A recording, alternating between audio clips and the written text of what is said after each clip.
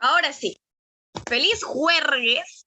Aricoche, Robinson, Sol, Andrea, Ariana, Donaire, Johan, Emily, Kevin, Danilo, Josmel, John, Valentino, José Luis, Nicolo Lemar, Durán, Rodas, Sharu, Jaime y Ciel. Aquí abrimos para apuntar las participaciones. 4 de noviembre del 2021.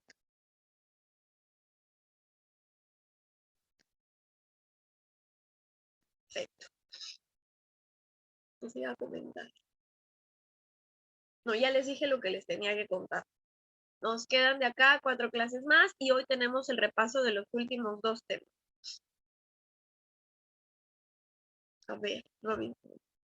Robinson quiere hacernos una adivinanza. Es más o menos como de sentido contextual que vamos a reforzar hoy día, dice. Ojalá no sea nada rojo y sea algo bueno y sano. Dice. Para unos soy muy corto, para otros regular. Para los tristes soy muy largo y para Dios la eternidad. ¿Quién soy? ¿La vida? ¿Puede ser la vida? ¿Será la vida? ¿Sí? Claro, me apoyo. ¿Sí? No nos confirma, pero el tiempo, dice Robin. El de Azu. Ya, una vez más ya, porque tiene que ver con sentido contextual, dice así. Para unos, soy muy corto. Para otros, regular.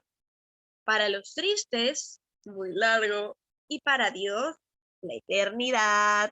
¿Quién soy? Por ahí tenemos 2 respuestas. ¿La vida o el tiempo? ¿Cuál es? ¿Cuál era, Robinson? El tiempo. Perritos, dice Nicole. Los perritos. Los perritos para mí a veces son cortos, a veces son largos. Muy bien, semana 31 de aptitud verbal. Hoy día tenemos el repaso y vamos a comprobar y reforzar lo que hemos venido aprendiendo las últimas 2 semanas. Es decir, la semana 30 y la semana 29, que fue antes de nuestra semana de descanso. Para empezar con sentido contextual y cada vez que hay repaso, la misma tratar de hablar poco y que ustedes hablen más, sea por el chat o de manera oral. Vamos a empezar con la participación de...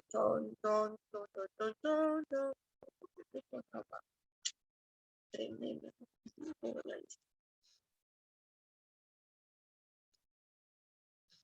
Vamos a empezar con André. Buenos días, André. André, buenos días. Señal de vida, André. Sí, ¿cuál sí? Yo no leo, yo te escucho nomás. Bueno, genial. Buenos días. Bueno, aquí teníamos una definición para el sentido contextual. ¿Qué dice? Es el significado que adopta una palabra o frase en el contexto lingüístico. Es decir, en el contexto de la oración. Perfecto. Tenemos un ejercicio express que también lo hemos trabajado. ¿Qué pasaría? Bueno, ¿cómo entenderías tú la siguiente expresión? Que estás tú tranquilo, relajado, te dicen que tienes que estudiar, pero dices, no, tengo tiempo, que tienes que hacer algunas cosas de la casa y tú dices, no, me apuro. Te dicen, no, ya tienes que hacer la tarea hoy día y tú, vive la vida, no dejes que la vida te viva. Y de repente llega alguien y te dice, mira, Andrés, camarón que se duerme, se lo lleva la corriente. En tu contexto, en el contexto que te he dado, ¿no? Que tú te estás dejando pasar el poco. ¿Qué significará la expresión? Camarón que se duerme se lo lleva la corriente. Tú eres el camarón, obviamente. ¿Qué entiendes tú en ese contexto? De que si no me pongo a estudiar o a hacer mis cosas, voy a terminar mal. Excelente. Indirectas, bien directas. Muy bien, André, perfecto. Ahora pasamos con Nicole Aricoche. Nicole. Yo sé que todo bien. Prende tu micrófono, por Dios mío. favor. Buenos días. Tenemos una finalidad del sentido contextual. ¿Cuál era? Medir la comprensión local del texto, específicamente entender el valor de una palabra o frase que se haya inserta en una determinada oración del texto. Perfecto. Vamos a imaginar ahora que estamos, bueno, no imaginamos tanto porque es verdad, ¿ya? El tiempo virtual, ¿ya? Y nadie puede verse la cara, nadie puede decirse que se quiere, nadie puede declararse face to face, pero de repente tú revisas tu Messenger y dices, oh my God, me ha escrito, supongamos, es broma, que Robinson te escribe ya, y te dice, ¿no? Oye, Nicole, de verdad que tu voz es lo máximo. Y te empieza a decir cosas así, ¿no? Pero tú te haces la loca y dices, ay, no, yo creo que me está hablando por cosas normales. Pero ¿qué pasaría? Tú dices, ah, es mi amigo, pues me dice así las cosas normales. Y Emily llega y te dice, no, amiga, ¿no has visto que él te mira como que con otros ojitos? Ahí el contexto va a cambiar. Va a la especificación de la expresión, qué bonita es tu voz, ya va a ir cambiando del sentido amical a otro contexto. Entonces necesitamos variables, puntos de apoyo, análisis del contexto para poder entender la verdadera intención de las palabras del autor. Muy bien, un segundito que se me ha ido el boca.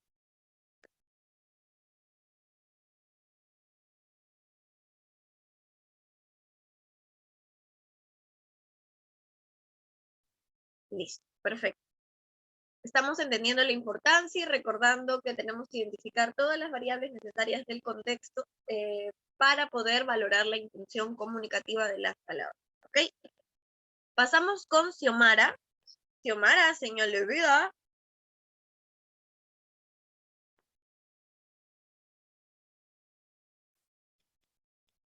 Xiomara Carahuanco. A la una, ¿sí? Allá. Xiomara, no podemos prender el micrófono.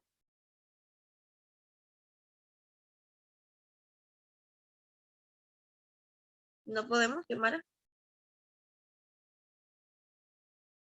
No te preocupes. Tanto Xiomara como todos los demás van a responder a la siguiente pregunta. ¿Qué recuerdan por la palabra denotativo? ¿Qué recuerdas por la palabra denotativo? ¿Qué recuerdan de esa palabra? ¿Qué recuerdan de la palabra denotativo? 20 segundos. Esa Xiomara, que denota algo. Ya, pero ¿qué es denotar? ¿Qué es denotar? ¿Qué recuerdas de esa palabra? ¿A qué hacía referencia? 20 segundos.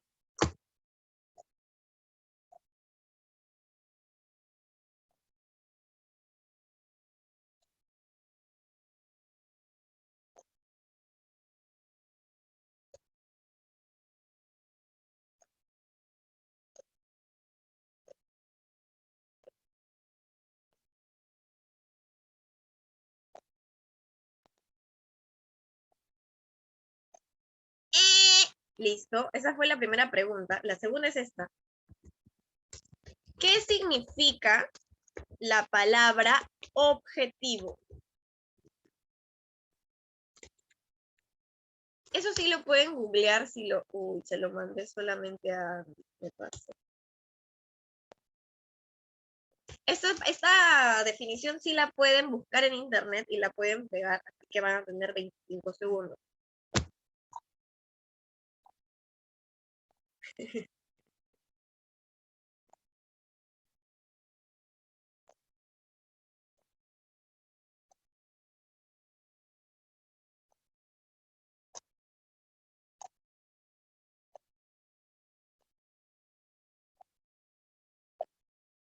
Bien.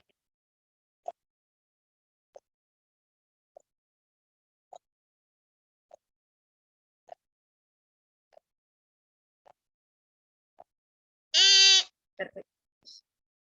Estas dos palabras tienen una vinculación directa. Vamos a leer qué recordaban por denotativo. Dice así. Que me pusieron que no era acorde a la realidad, que no se presta mal a interpretaciones, que expresa algo del texto, es verdad como un objeto o algo real. ¿Qué más me pusieron?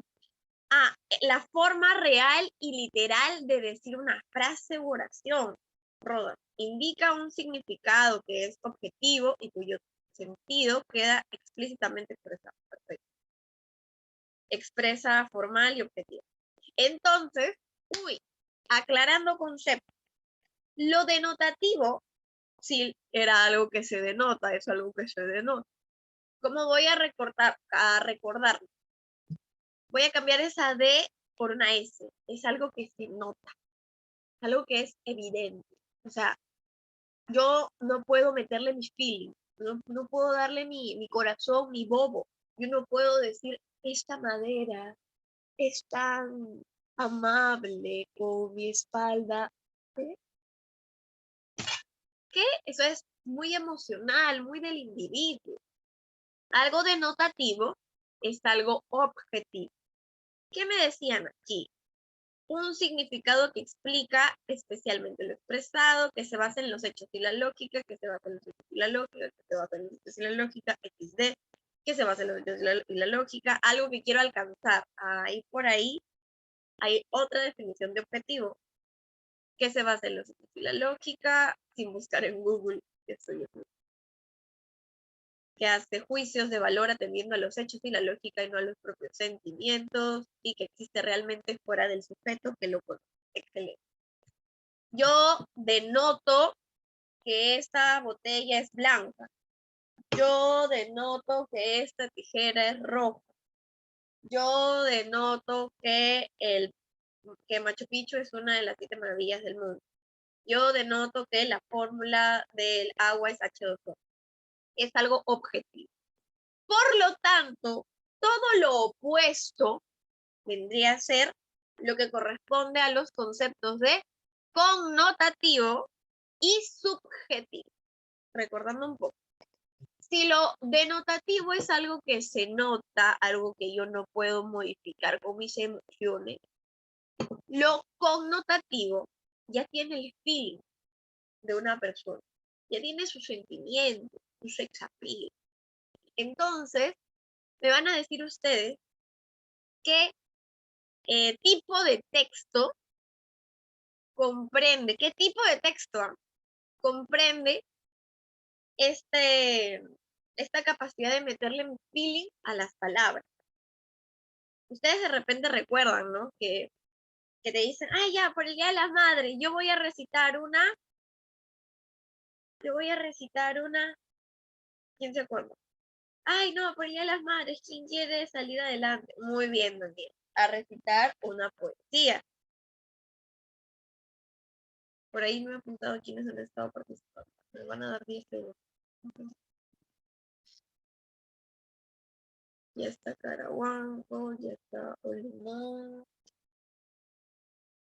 ya está Escalante, ya está Solano, ya está Charlie, ya está Ricote, ya está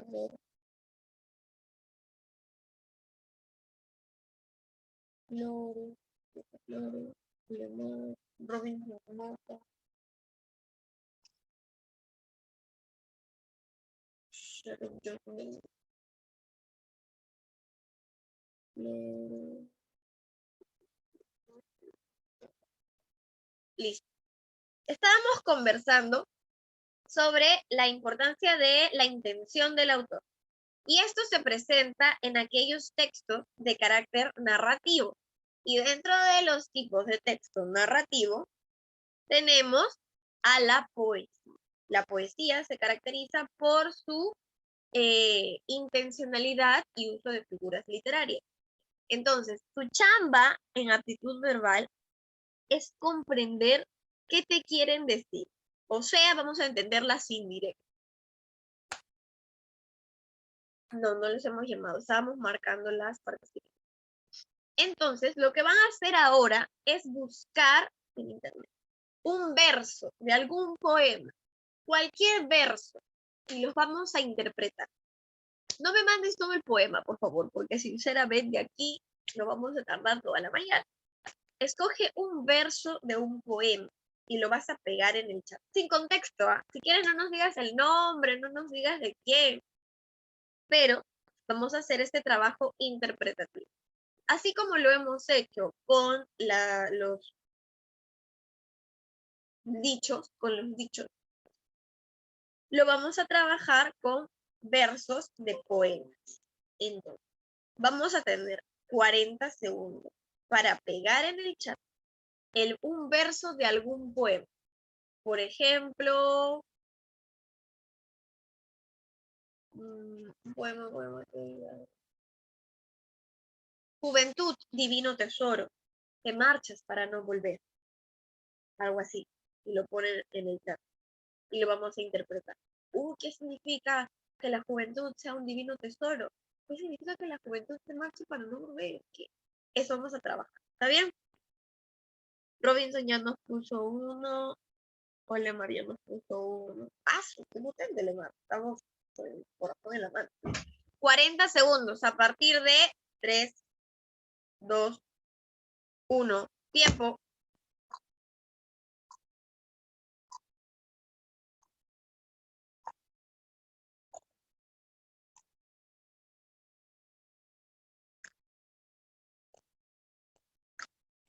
Ustedes ya saben que es un verso, lo han visto, creo que han visto prosa y verso en lenguaje.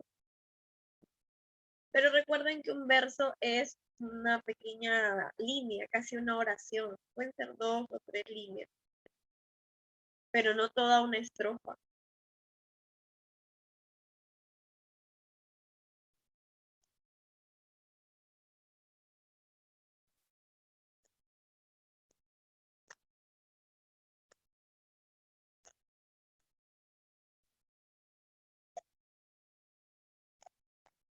Qué bonito, ¿ven?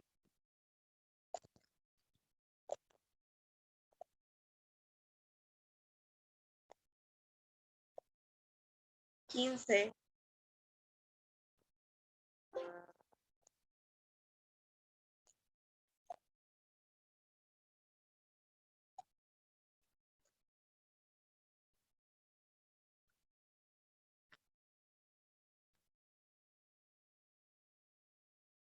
¡Tiempo! A ver, nos han escrito Robinson. Robinson. Olemar. Solano.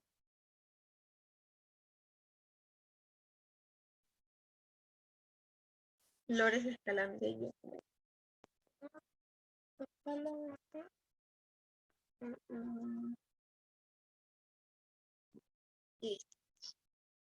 Dice así. Carne de yugo ha nacido. Solo claro y puntual, Robinson. Carne de yugo ha nacido. Mi chamba. 1. Pensar en carne. Voy a hacer la imagen mental. Carne. Ay, no sé, voy a pensar en carne que está, carne abierta, carne de res, carne humana. Carne de yugo. Uy, ¿qué significará la carne de yugo?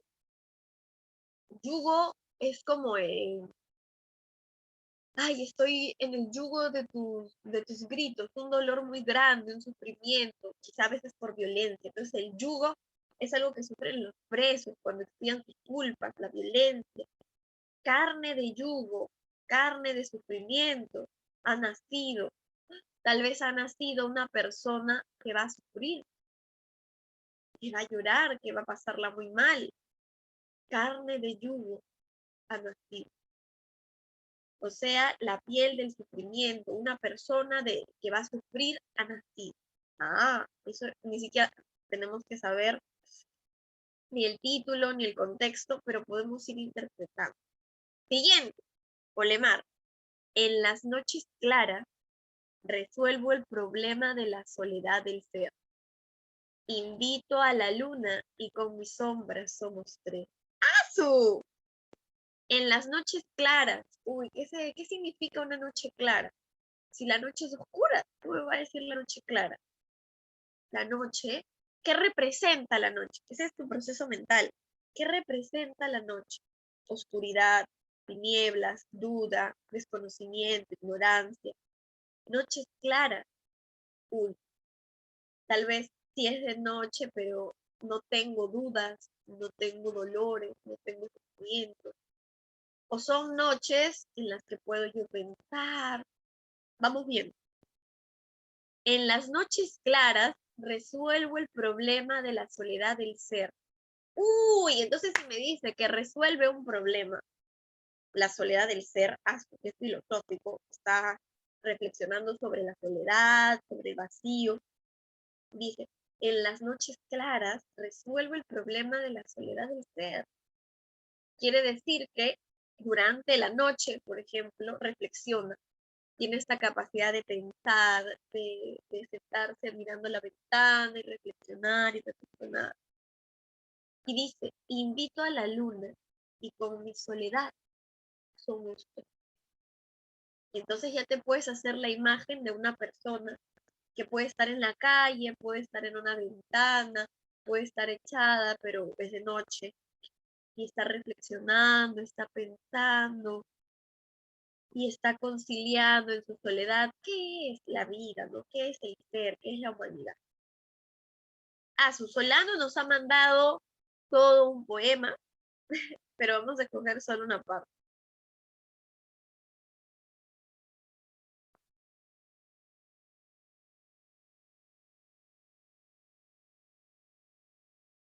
Uy, creo que está bastante literal. Sí, es literal.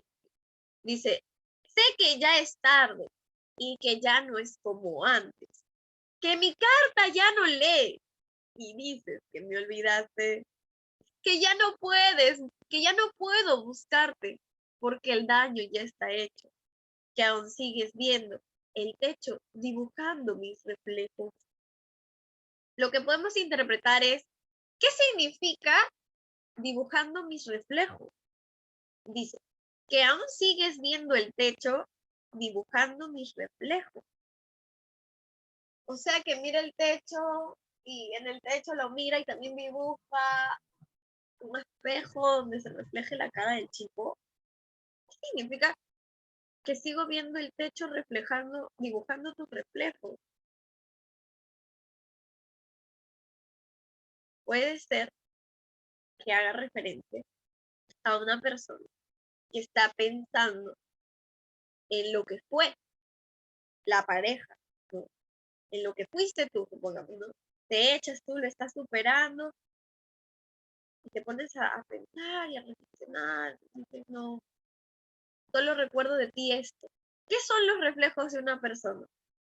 ¿Qué es el reflejo que tienes de una persona? Tú puedes recordar completamente a una persona, su rostro, sus ojos, su nariz, pero el hecho de recordar su reflejo ya te invita, ok, solo recuerdo ciertas partes de ti, recuerdo lo exterior. Un reflejo no te permite recordar experiencias, sentimientos, no, es solo un reflejo, es como una imagen. Un reflejo no te da toda la perspectiva de la persona. Entonces, que aún sigues viendo el techo dibujando mis reflejos, puede ser que lo recuerda, pero ya no completamente. Así son los reflejos. ¡Qué potente! Me dice por aquí que era una canción, creo. Flores. Hola gigante, que os rompéis bramando. Vamos a ver que hay palabras de repente que no conocemos. Yo no conozco la palabra bramando. Vamos a ver qué significa. Bramando. Bramar. Manifestar con voces articuladas y con extraordinaria violencia la ira. Hola gigante, que os rompéis bramando. Ola gigante que os rompéis bramando. Quiere decir que una ola, que es algo muy fuerte, se puede traer abajo con la ira, con la furia. Entonces quiere decir que es alguien muy, muy, muy, muy molesto, una persona muy furiosa que hasta se puede traer abajo una ola que estás tan molesto que tú la puedes romper, pero hablando nomás. Vamos a ir terminando este ejercicio de sentido contextual con esta expresión. Dice, mi padre era callado y mi madre era triste y la alegría nadie me la supo enseñar. La alegría nadie me la supo enseñar. Puedes ir interpretando cómo era la persona. Es una persona triste, abandonada. Que su padre era callado, uy, no recibió apoyo paterno. Que su madre era triste, uy, no recibió cariño materno. La alegría nadie se la supo enseñar. Uy, es una persona sola, abandonada, lastimada por la vida, con vacíos emocionales. Perfecto. Yosmel, ¿puedo escribir los versos más tristes esta noche y pensar que no la tengo, sentir que la he perdido, oír la noche inmensa y más inmensa sin ella? ¿Puedo escribir los versos más tristes esta noche? Pensar que no la tengo, sentir que la he perdido. Podemos interpretar el dolor, la tristeza, el vacío, porque una persona ya no se encuentra. No estaba tan difícil de interpretar. Nos dice Shak. Mi mente se borra cada vez que te encuentro y me confundo con tu mirada. Y te preguntan, la mente no se borra, Sharu. ¿Cómo me vas a decir que la mente se borra? Es una metáfora en la que se olvida, por ejemplo, de algún contratiempo, alguna molestia, alguna pelea. Y dice aquí, me confundo con tu mirada. Conclusión, te miro a los ojos, baby, y quiero volver a caer en tus brazos. Y eso sería todo, ¿verdad? En las playas, Flores, en las playas desiertas y remotas. Bueno, ahí sí necesitamos más contexto. Pero está bien, hemos hecho un análisis de versos que requiere nuestra interpretación. El paso 1 para la connotación y el sentido contextual es identificar palabras que yo no conozca. Yo no conocía a Bramando. Ya conozco a Bramando. Luego ir pensando en qué representa, cómo es, qué significa. Y luego ver qué relación tiene con las demás palabras de la oración o del texto. Entonces, eso significa connotar. Cuando el autor le mete su flow, sus sentimientos, su cariño, su pasión a lo que está escribiendo, ya debes tú realizar un análisis interpretativo. Y eso te pueden pedir del siguiente modo. La palabra resaltada connota, es decir, qué puedo interpretar, a qué alude, qué implica, qué sugiere, qué remite. De sinonimia y antonimia ya no vamos a profundizar porque ustedes ya saben. Sinonimia, sinónimo. Antonimia, antónimo. Sinonimia, mismo significado. Antonimia, diferente significado. Vamos avanzando. Y vamos a repasar tipos de texto para al final hacer los ejercicios prácticos. Vamos a llamar a Angie Salomón. Salomón, señal de vida.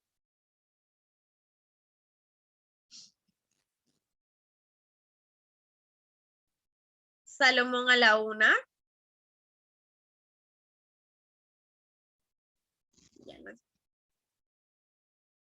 Ya participó el coche, ya participó Caraguango. ¿Ya estamos? Sí. Perfecto. Tipos de texto. Ayúdanos a leer qué es un texto.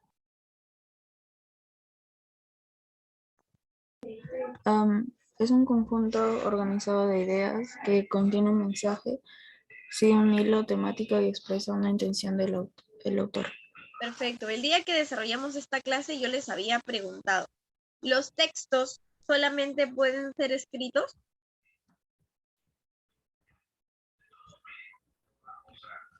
¿Qué te acuerdas? ¿Los textos solamente podían estar escritos? ¿Me estoy preguntando a mí? Ajá, sí, cuéntame. Los textos solo... Muy bien, no. Los textos únicamente contenían palabras y oraciones.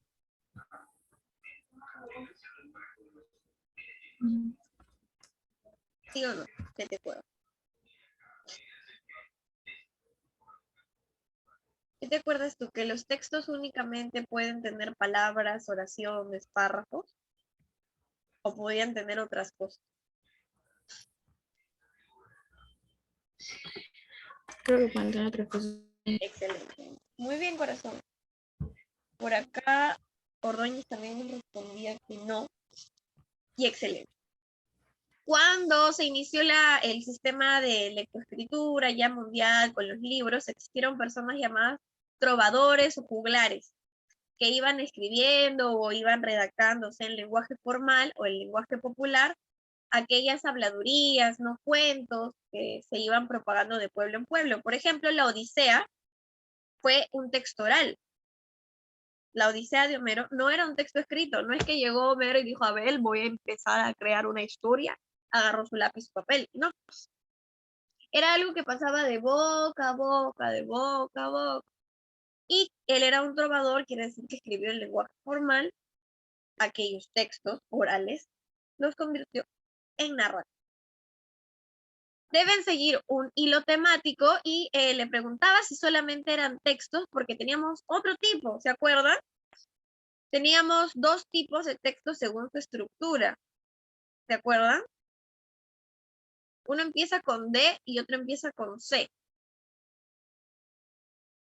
A ver. Según su estructura. Continuo y discontinuo. Eso, muy bien, Ordóñez. Los continuos y los discontinuos. Los discontinuos tenían texto, pero también ciertas imágenes, mapas, diagramas, esquemas, gráficos, tablas, etcétera, etcétera. Y los textos continuos se orientaban más a la linealidad, más una progresión teórica así exactísima. Algunos tienen uno que otro dibujito, pero ya es el formato de presentación, digamos. A ver, un pequeño repaso veloz. Los textos según su estructura, según su forma, continuos, discontinuos. Según su contenido, su fondo, narrativos, descriptivos, expositivos y argumentativos. Según su forma, eran continuos cuando eran lineales y discontinuos cuando presentaban algún gráfico, tabla, etc. Dentro de la clasificación por su fondo, tienes al narrativo, descriptivo, expositivo, argumentativo. ¿Se pueden mezclar estos dos formatos de presentación? ¿Puedo tener un texto narrativo que sea discontinuo? ¿Qué dicen? ¿Puedo tener un cuento que sea discontinuo? ¿Sí o no? O sea, o solo los cuentos son pura palabra. Un review. Los textos se pueden presentar con dos tipos de clasificación, sea por su forma, su estructura, o por su fondo, su contenido. Según su forma, podían ser continuos o discontinuos. Continuo cuando solo es bla, bla, bla, bla, bla, bla. Y discontinuos cuando por ahí había su imagen, pues, su gráfica, su tabla. Y tienes la otra clasificación según su fondo, que podían ser narrativos, descriptivos, expositivos, argumentativos. Los cuentos narrativos, los cuentos que pertenecen al género narrativo, únicamente pueden ser textos continuos, o sea, solo son palabritas, palabra tras palabra, tras palabra, tras palabra, o, y hago la pregunta también por el chat para que quede más claro, hay cuentos que pueden ser discontinuos, ¿sí o no? ¿Qué dice el público? ¿Sí o no? Hay cuentos que pueden ser discontinuos.